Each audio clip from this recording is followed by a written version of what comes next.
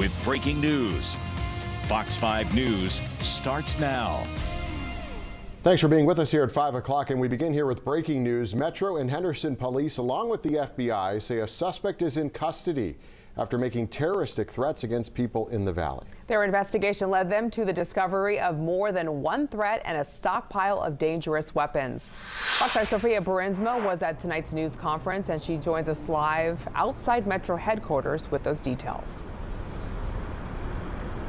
Metro is telling us that a terroristic threat may have been avoided this Saturday as investigators, they found a suspect sitting on a firearm with also a loaded shotgun in the back seat of their car with different threats in mind.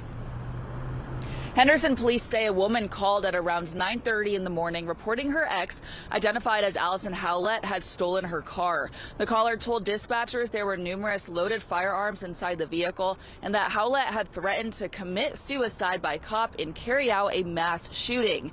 Using the vehicle's location tracking, officers followed its movements until it stopped near Warm Springs Road and Stephanie Street. Around 11 a.m. with the help from Sunset Station Casino security, Henderson police located the car in a parking garage. Investigators say Howlett refused commands to get out, so officers blocked the vehicle to prevent her from leaving, eventually convincing her to roll down the window. During negotiations, she asked for water. The quick-thinking officers developed a plan to take her into custody as an opportunity arose when she reached for the water. Officers used that moment to gain control of her hands and remove her from the vehicle.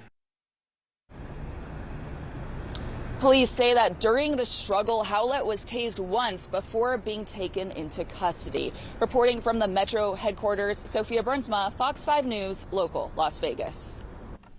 Henderson police say the investigation remains ongoing, but the suspect is in custody. No officers or members of the public were hurt during the incident.